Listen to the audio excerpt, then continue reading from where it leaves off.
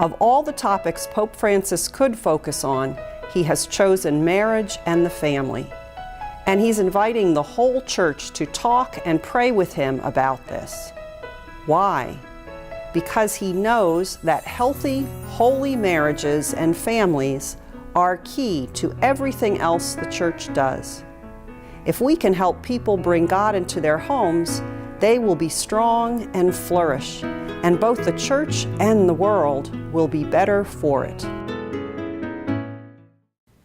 In today's parenting segment, we're going to focus on adolescence and the importance of communication. Joining me for this segment, it's a pleasure to welcome Andy Ball and Jolette Lyons, who both work for Catholic Social Services out of the Wyoming Valley office in Wilkes-Barre. First of all, thank you for joining us today. Andy, looking at this stage, teenagers, what would you say are the primary developmental issues that people have to deal with?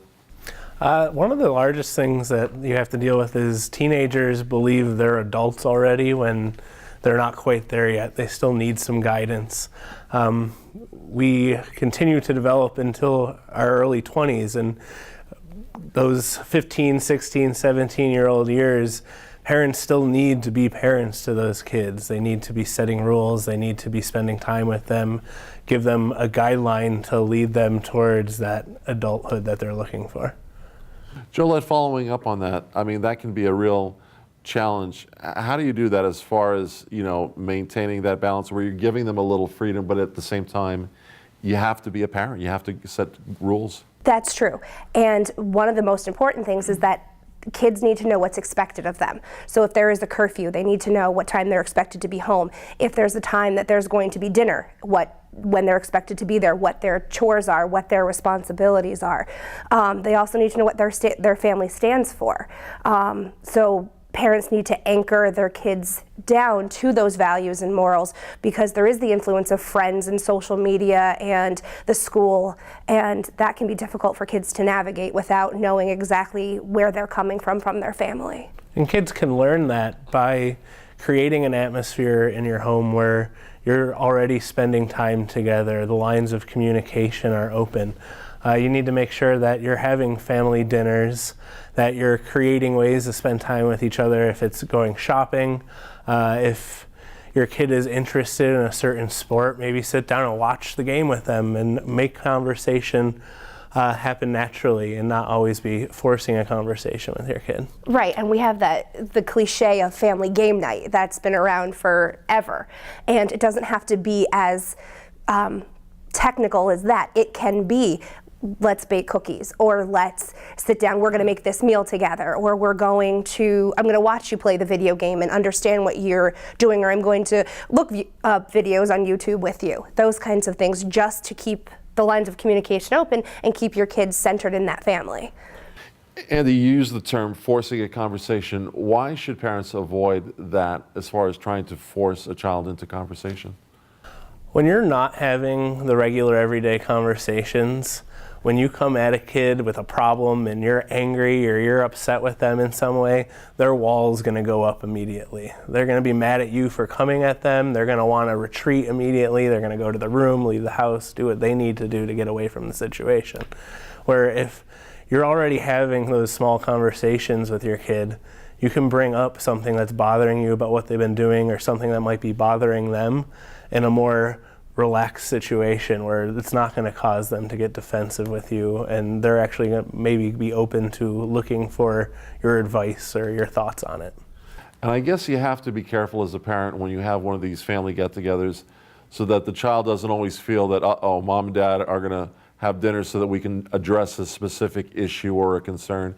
Is it important to try and back off sometimes on those problems when you have an opportunity like a family get-together or family game night?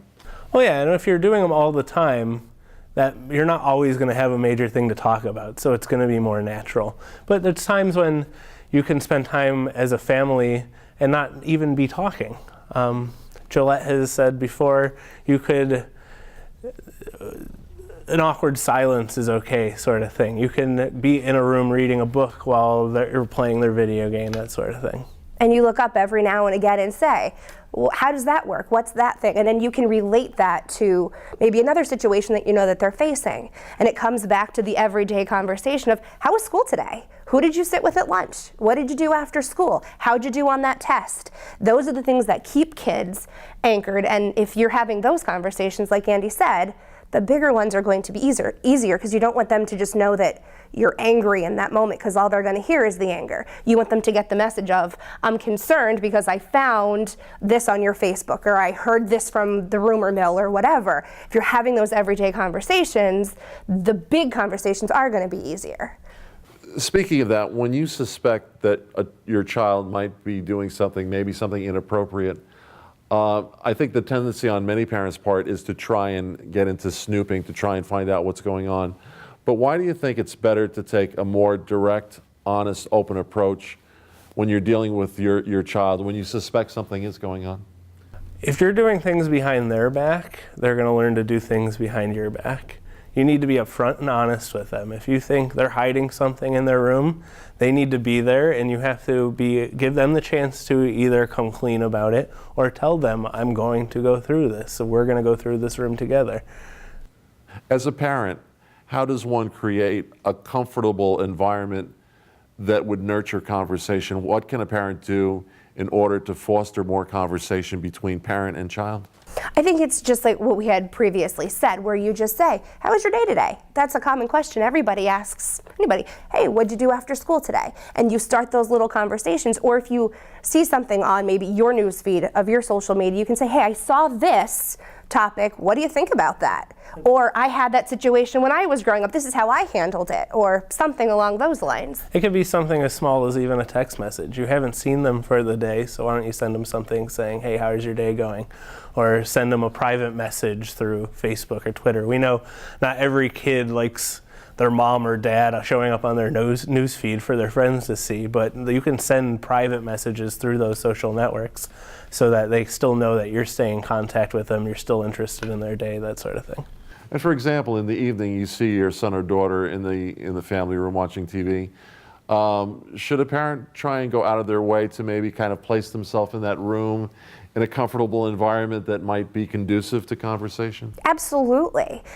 Kids look for that. Kids want the attention of their parents as much as they'll tell you, I don't, it's my life, stay out of my business. They want you to be there. Just like they did when they were toddlers. They want your attention. And so being there in those kind of innocuous places is good, because it opens up for, hey, I was watching that show when you thought I was reading a book and I saw X, Y, and Z happen. And then you can lead into a discussion, and who knows what they may tell you from those experiences you had together. Both of you mentioned, I heard text, I've heard social media. Why is social media in many cases a positive thing for teenagers today? It's positive because, in the changing world we're in, it's the way people communicate with each other, it's the way people get news, it's the way people stay in touch with each other, in the same way a parent can stay in touch with their own kids. But you need to be involved in your kids' social media activities. They need to understand that you're going to be their friend on Facebook or whatever the platform is. They have to understand that you might even have their passwords that you can log in and see what they're doing, that sort of thing. And you're going to monitor what they're doing on those social networks. And it's important that they know that it's going to be on all of their devices. Not that you're just going to check the computer that's maybe in the living room. You're also going to check their cell phone. You're going to check their iPad. You're going to check their email, whatever. As long as they know, hey, we're going to check up on you. And if you give us a reason to suspect something, we're going to keep looking. And there should be usage limits. A kid shouldn't be able to endlessly sit there with their iPad or their phone and ignore what's going on around them. If you're in a family setting, the phone should be away. If you're having family dinner, the phone should be away. When it's time to go to bed and you need to get a restful sleep, the phone should stay downstairs, possibly in an area where the whole family's phones charge, that sort of thing, so that they're not on it all night, that sort of thing. How important is it to have an open conversation with your teenage son or daughter as far as emphasizing the point that this isn't a right, but it's a privilege to have a cell phone or an iPad? It goes back to what we said in the very beginning of this interview, that what are the expectations? And we will give you the benefit of having a cell phone, the privilege of having a cell phone, as long as you understand these are the guidelines. It's got to be turned off at 10 o'clock, for example, or they are all kept in a common area. We're going to go through it, and if we find out that there's something going on that seems suspicious to us, we're going to call you on it. And if you break our trust, then you don't have the privilege of maybe privacy or whatever, because we're trusting you to have the privilege of the cell phone, iPad, computer, email, Facebook, whatever it is.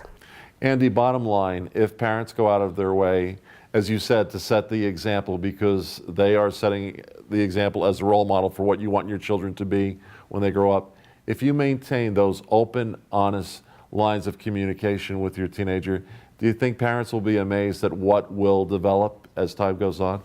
I think you'll see the more you open up yourself to your kid, the more they're going to open up themselves to you.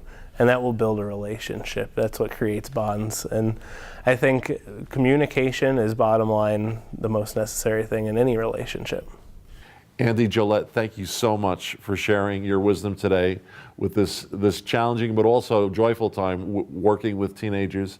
For the benefit of our viewers who would like to find out more information, we are going to provide you now with a list of resources that are available online.